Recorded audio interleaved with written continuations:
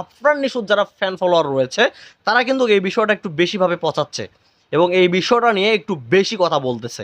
আমি মাঝে মাঝে ভাবি কি জানেন, যে তারা আফরান নিশোর ফ্যান নাকি শাকিব খানের ফ্যান। তারা আফরান নিশোকে নিয়ে যতটা না কথা বলে তার থেকে বেশি পোস্ট করে শাকিব খানকে নিয়ে। আরে ভাই, আপনারা আপনাদের গাছের গোড়ায় পানি দেন, আপনারা আপনাদের গাছের গোড়া শক্ত করেন, তা না করে আপনারা শাকিব খানের পিছনে ঝাড়ু দিচ্ছেন। এতে করে কি হচ্ছে, আপনাদের হিরোর ইমেজ নষ্ট হয়ে যাচ্ছে, আপনাদের হিরোর সম্মানটা ক্ষুণ্ণ হচ্ছে। আপনাদের হিরোর একটা সিনেমা রিলিজ হয় না, কি জানি একটা সিনেমা আফরান নিশোর রিসেন্টলি হইচই যে রিলিজ হলো, সিনেমাটার নাম ভুলে গেলাম। দাগি না, সিনেমাটার নাম হচ্ছে আপনার হচ্ছে রাখা রাখা রাখা রাখা। এটা হচ্ছে ওয়েব ফিল্ম। কতটুকু সাড়া ফেলেছে সিনেমা যেদিন রিলিজ হয়েছে, তারপরে মানে তখনই তো পাইরেসি হয়ে গেছে। দ্বিতীয়ত হচ্ছে সিনেমাটা এখন পর্যন্ত 30,000 টাকা ইনকাম, মানে 30,000 টাকা মানে উঠায় নিয়ে আসছে সিনেমা। মাত্র কয়েক লক্ষ টাকা খরচ করে যে সিনেমাটা তৈরি করছে, যে ওয়েব ফিল্মটা তৈরি করছে, সেই ওয়েব ফিল্ম থেকে চরকি থেকে মাত্র 30,000 টাকার টিকিট সোল্ড আউট হয়েছে। তার আগেই সিনেমা তো পাইরেসি হয়ে গেছে। তো সেই হিরোর ফ্যান ফলোয়াররা যখন শাকিব খানের মতো এত বড় একজন স্টারকে নিয়ে কথা বলে, শাকিব খানের সিনেমার মানে শাকিব খানের মতো এত বড় স্টারের সিনেমা নিয়ে যখন কথা বলে, শাকিব খানের মতো এত বড় স্টারের লুক নিয়ে যখন কথা বলে, তখন তাদেরকে কি মনে হয় জানেন? সার্কাসের জোকার। তাদেরকে জোকার ছাড়া আর কিচ্ছু মনে হয় না। তো যাই হোক, তাদেরও হয়তো বা পারিবারিক কোনো শিক্ষার অভাব, বা তারা হয়তো বা স্কুলের গণ্ডি এখনও মানে পেরে উঠতে পারেনি।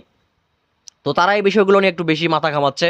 তো তারা এই জন্যই মাথা ঘামাচ্ছে যেন শাকিব খানের এই সিনেমাটা ঈদের মানে, যেহেতু ঈদের আগে সিনেমাটা মানে রিলিজ হবে ঈদের বাহিরে, তো তারা চাচ্ছে সিনেমাটা যেন মানে ফ্লপ হয়, তারা এটা চাচ্ছে।